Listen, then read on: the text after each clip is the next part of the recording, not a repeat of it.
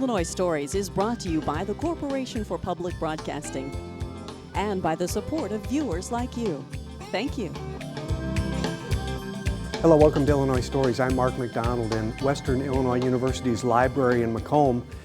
And this is a story about the evolution of art. Now, you may already be aware of what fractal art is, and if you're not, you're going to be learning right along with me what fractal art is. If you do know what fractal art is, then you can just get ready to feast your eyes on some real beautiful stuff here.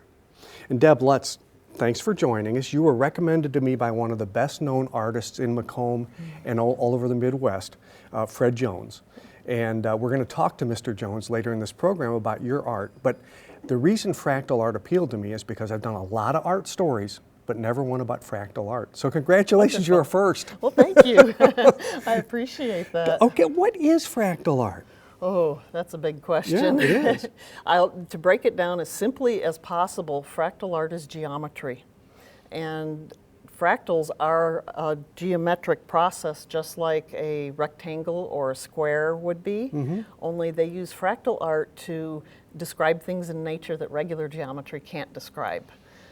That's very simplistic, a very simplistic explanation And for to boot, you get to add a lot of color, which geometry doesn't necessarily do either. Well, that's inherent in the programs and in the fractals themselves, I think. That's part of the artistry of it. But the fractals themselves exist in nature. They use them to measure coastlines and mountain ranges. You see them everywhere. I'm surrounded by plants here because in part, fractals are all over these plants. The ferns are fractals everywhere in nature. Snowflakes, your lawns, The trees. repetitive combination of diagrams that overlay each other like leaves, like you say, in snowflakes. Yes, very much so. When I asked you to, I know it's like choosing children, it's impossible, but I asked you to choose one to love them start with. And this is the one that Fred Jones, the artist that we mentioned earlier in the program, when he saw this, he loved it, and that made you love it, didn't it? Well, I loved it already. I had been working with the fractals for some time, and every time Fred would come to pick up one of his pieces of art or his books that I work on, he would look at what I had done. I'd say, "Fred, look at what I have done this time," you know, and he got so excited about this one. He was just standing there going, "Oh!" What got him about this? How did he describe it to you? What got to him It about was it? just that it had this quality about it. Of course, fractals being what they are in nature, you know, and repetitive, and you see them in nature. I see a lot of nature in my work because of the way that's the nature of fractals. You'll see grass, or I call this grass plume wreath, but grasses or wheat, or a lot of nature is pulled out of these. I have a lot of people see feathers in them. Yeah, you certainly see and the I name plumes. them for those. I name them for that type of thing, and it's just, I think it's just because that's the nature of fractals. They use them now in CGI effects for the films. They didn't used to be able to get things so realistic, and that beautiful realism that they have now is because they learned to run fractal geometry on the programs. And so that, you know, it's in nature, and I think that really speaks to the art. And look what you can do with it, too. These are some really interesting things. Now, this is glass, of course. Yes. And I don't know how this is showing. Let's try to I'm a get graphic some artist, light so- behind this. Yeah. You can see now, this is your fractal. You created this, and then you're able to send this off to a glass company that can actually put this onto a Yeah, the piece internet of is glass wonderful. for You can have It's anything beautiful. printed. It's beautiful. And look at this whole table of I love to interesting play. products. Yeah. And I'm going to pick one up here that's special to you, too. Oh, yes. Okay, now why is this one so special? Well, that one's called Swirl Frost, and I just won the digital imagery category first place at the State Fair last August with that piece. I was very excited. It was my first time entering, and to win the first prize for that was exceptional. It is exceptional. That one is also near and dear to my Swirl heart because, Frost. Swirl Frost. I had made one earlier, and I'm always learning new things. I by no means know everything about the program, not even close. I'm learning new things all the time on how to work it and how to get better fractals out of it. It's taken me years to get something that I'm proud to show.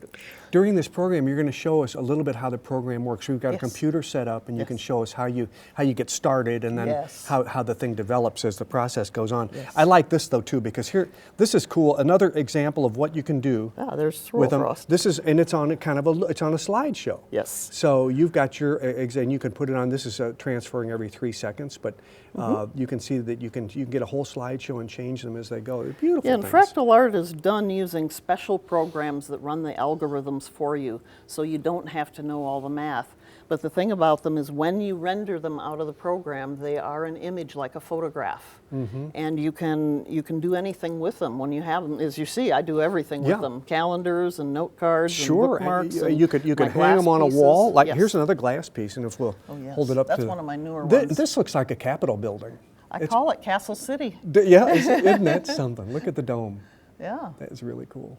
And coloring them takes a certain sensibility, I think. That is really important and key in making these, because you have a slider with all the, and I'll show you this, a slider with 200 and some increments on a gradient, and there's literally hundreds of gradients you can choose from, but each time you move it, the light hits a different spot and the colors change. And when you find the one that's just it, you know it, or at least I do. And so that's how they're done. Yeah, a lot of it is by happenstance, and you have to, but you have to be ready to know what you want, right? Some people are good enough, they know the math well and they know the program well enough, they can direct how they want it to turn out. I've seen that on the internet. I follow tutorials all the time, learning new things. Me, I'm the seat of the pants kind of person. I like to go in and see what pops up and play with it. Okay. Hey, let's go back in time a little bit. Yes. I'm going to ask you to get on this side for me. You love these repetitive patterns, but the fact is you always have loved them. You've been an artist for a long time. Kaleidoscopes, any I kind love these Ukrainian eggs. That's an ostrich egg. Yes. Which you waxed and painted and waxed and painted and waxed and painted over and over and over again. And dye, right. I don't paint. Over again until you get the desired color and patterns. And you can see how the fractals resemble this. Yes. Fractals are known for their self-repetitiveness. Self-similarity is a fractal characteristic, although not all of them will display that where you can see it.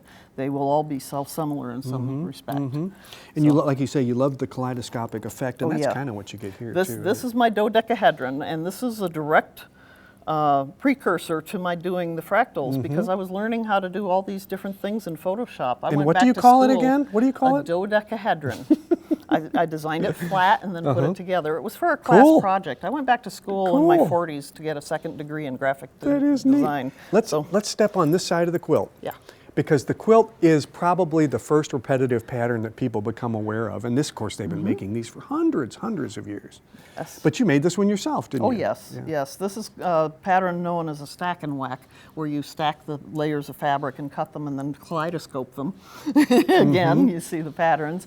And of course, I like to do the difficult things, which batik is very difficult. And it's a little irregular. And I made this for my father. Look how old-fashioned you were. Yes, yes, isn't that though?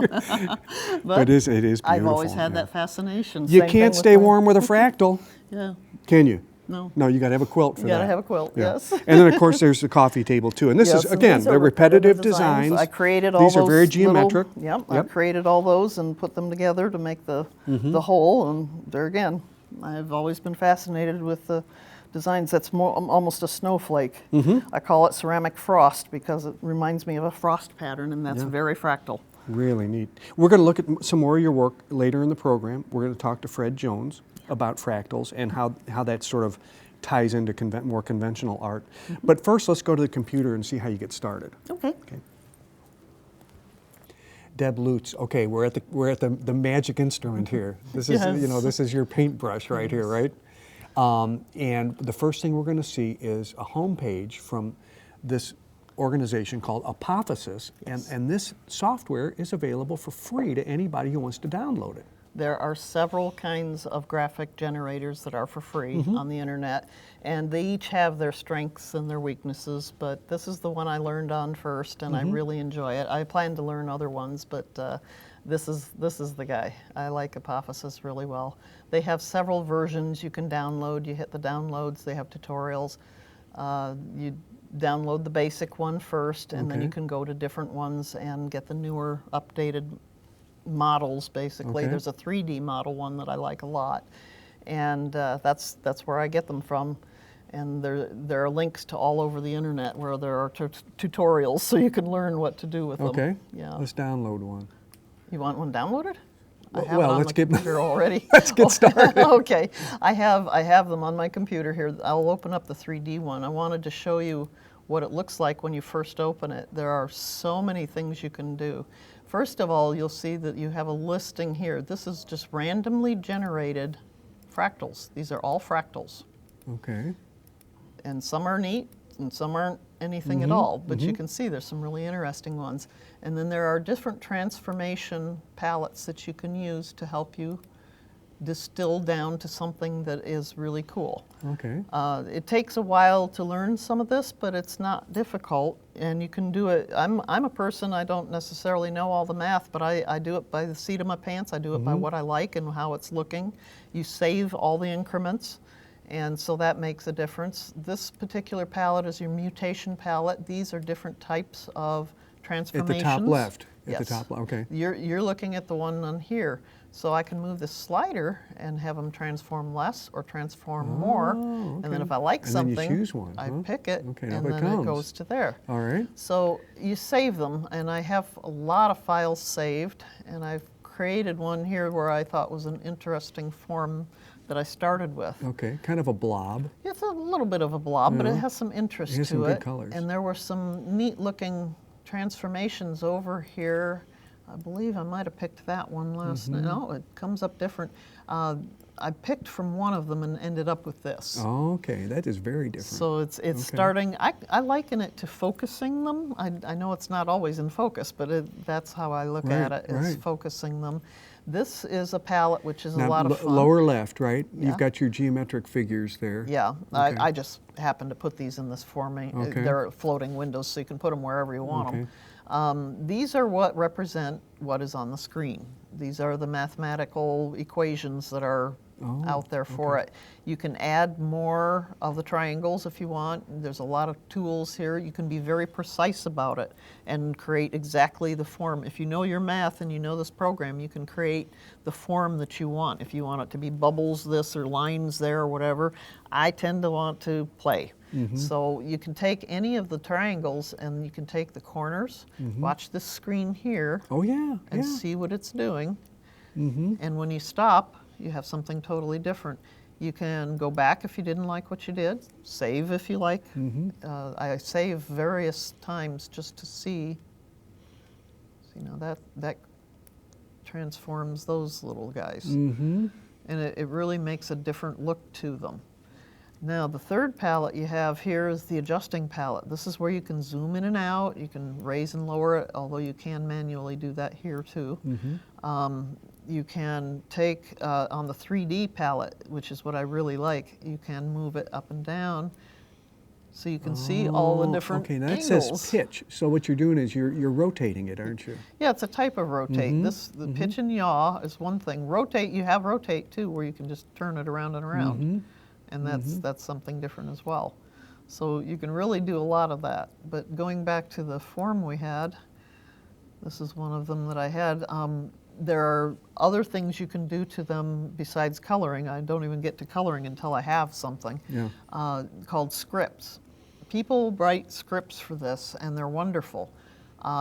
You can get all kinds of them. I have them. Here's just a few of them for the 3D program. These wonderful people put them on the internet for free, as well as gradients and all kinds of different things that you can play with. So one of them that I like real well is the Julian Bubbles. And this one, I'll just run one of them, and you'll see it totally transforms them into something That doesn't different. even look like the same image. That doesn't look like... Yeah, and you can play with them. Here's one that I got, Yeah. and then I moved it around, and I actually chose one of these guys over here to create that. And when I turned it on its side, it looked like that, which I thought was really awesome. It is. It is. So that's starting to just look a little playing like with all Saturn this. there, just a Yeah, little bit. Yeah. So one of them that I created in an earlier version was, I have actually rendered this one, totally different coloring though. And here again, you play with these triangles, you move them around, You can see it totally changes the looks of them. It sure does. And then when you have something you're ready to render, you go to the gradients. This is where you have your coloring. This is Oh my goodness, look at all the colors. literally hundreds Yeah. of Oh my goodness. variations. Plus, when you take these, let's see, that's a little light, but when you take these, you have the slider down here that has all these different increments, and as you slide it back and forth, I'm trying to find one that's a relatively different, let me get a different color here, because that one's not coming up very good. Okay, that one, you'll see, you can totally change where the light hits and where the color hits. And playing with that will take hours. It's key, I've found, to get the right color on something. Because you really want something that pops and makes that thing pop. And when you have the right thing, that's when you're ready to render it. This program, these are saved as a thing called a flame.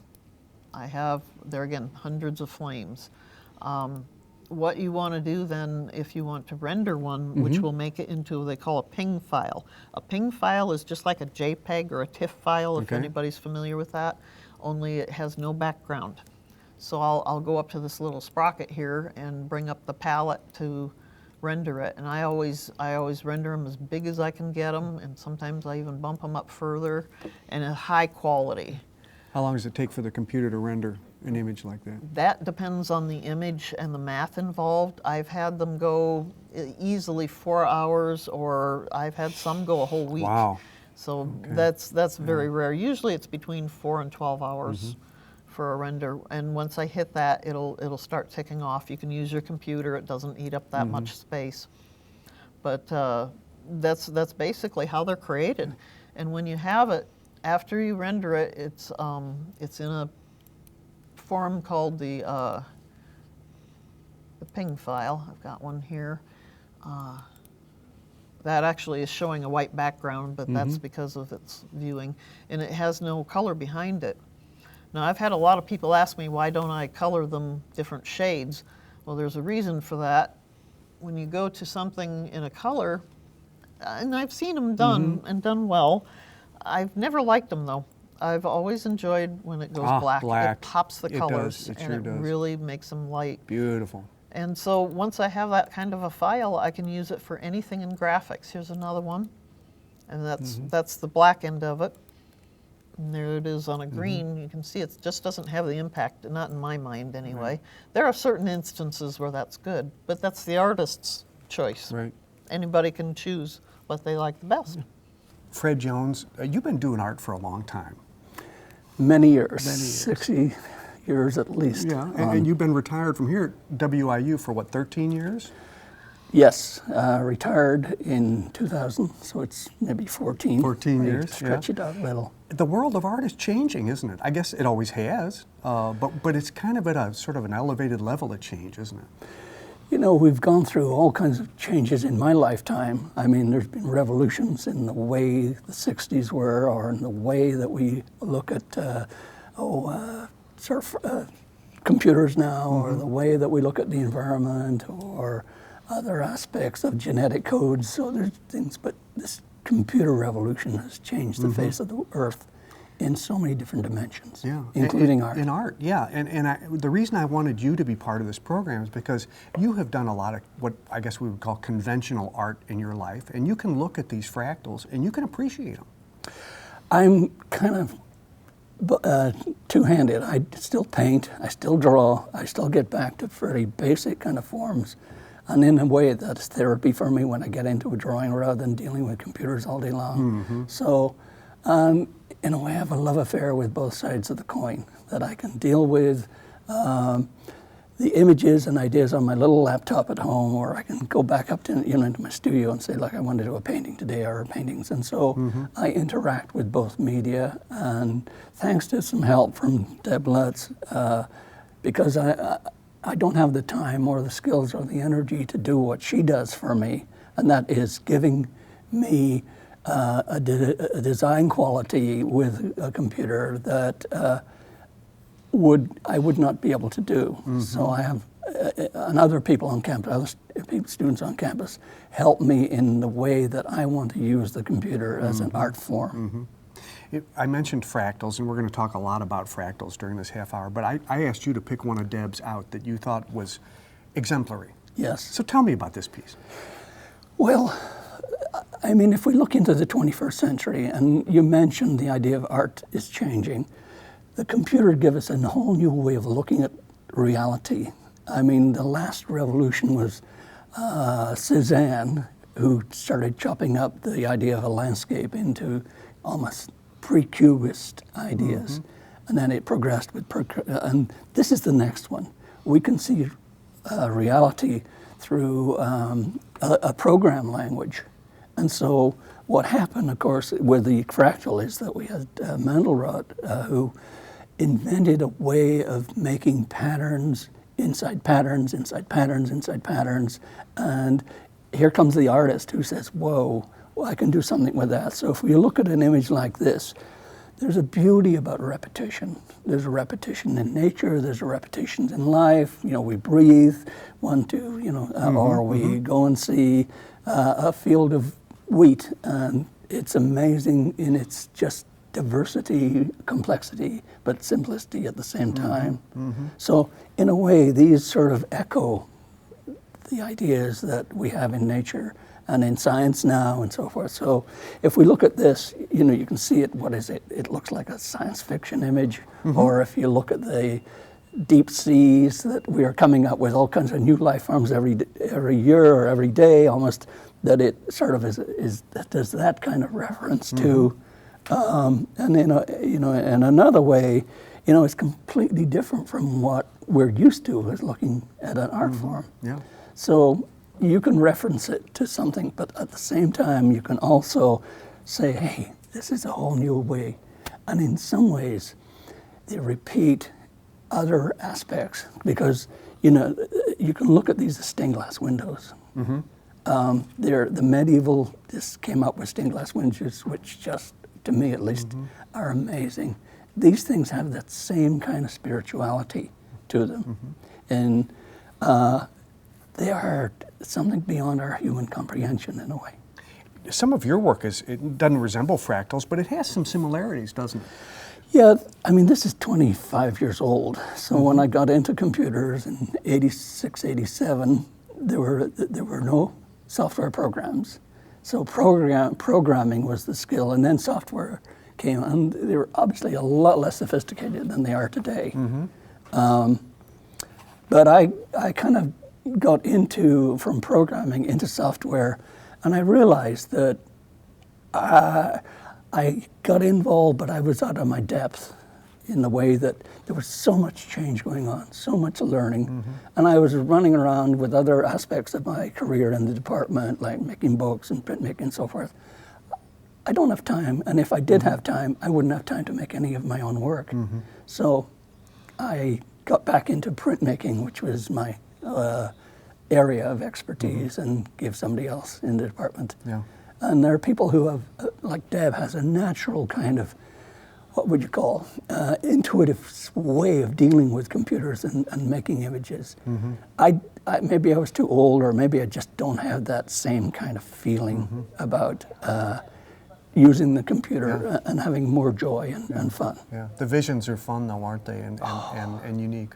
Yeah. I think these young people who are today, I mean, our grandchildren, you say, how do I work this? And they're only 8, 10 years old.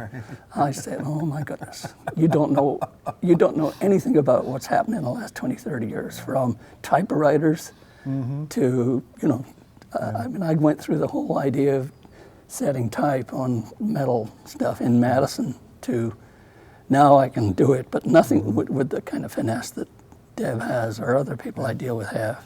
Yeah. So, Fred, thank you. Thank you. Thanks for coming. Yeah, you bet. Okay, Deb, the rendering was done long ago on this sample right here. Yes. And this is one of your first ones. Well, not the first, but one of the early An ones. early one? Yes, Yeah, yes. It was very popular. I've sold it many times. I do go and find all kinds of unusual frames. It looks like and an look old for- frame. Yeah, Yeah. and I like this. This was found in a thrift store, and I find my frames first. I collect them all the time. Sometimes I buy new, but I love to recycle. This And- piece, excuse me, Yeah. but this piece with the frame and with the matting and the colors, it looks old-fashioned. Yes. Even though it's I have a lot of people buy these to put them in Victorian homes. it looks that because way. of Yeah, the the way I colors. frame them. Yeah. I don't always frame them in black, which is a classic, of course, but Yeah. I like to use wood frames because I think Yeah. that fits in a lot of people's homes. Fascinating. And I pick the frame first, and then I print to the frame. Mm-hmm. And no two are ever alike. I may use the same image again, but I Yeah. never will do it the same way. Yeah. So that way it's different. And here's your black background on this one. This Yes. shows up. It really is stunning the way it jumps out of the black. This is a rare one that I don't have a mat on, but I felt this piece had to be straight into the frame. It was just perfect with that. This represents a different way of doing what I usually do. I normally will render a fractal and then print it as that. I may change it a little in Photoshop, but not much. This is one where I manipulated it. I had half a fractal, and it didn't look right on its own. I wanted to make it more, so I duplicated it and flipped it, and suddenly I had this beautiful tree. And I call this Tree of Life because of that. It's one of my newer pieces, and I've been doing that a little more often now because I'm finding some really interesting techniques playing with them and duplicating them. And here's a shape that you see in nature all the time, especially if you walk the beach. Very much so. I call this beachcomber. The spiral is in nature all over the place, and fractals are very much, as we've pointed out, things that you find in nature. And so you will see the spiral, well, the flyaway, the pink one earlier, that had a spiral as well. You see a lot of spirals in the fractal forms, and I particularly like those. They print up really interesting and nice. I thought this frame worked well because it reminded me of a beach house. You know, the Yeah, light wood and yeah. everything with the beach and the gold, reflecting the gold. Well, Deb, Just thank makes you it so nice. much. Thanks. Our thanks also to Fred Jones for helping us out, and for the WIU library for letting us come in and share their space to show you what fractal art is all about. Maybe it'll get you running to your computer tonight. With another Illinois Story in Macomb, I'm Mark McDonald. Thanks for watching.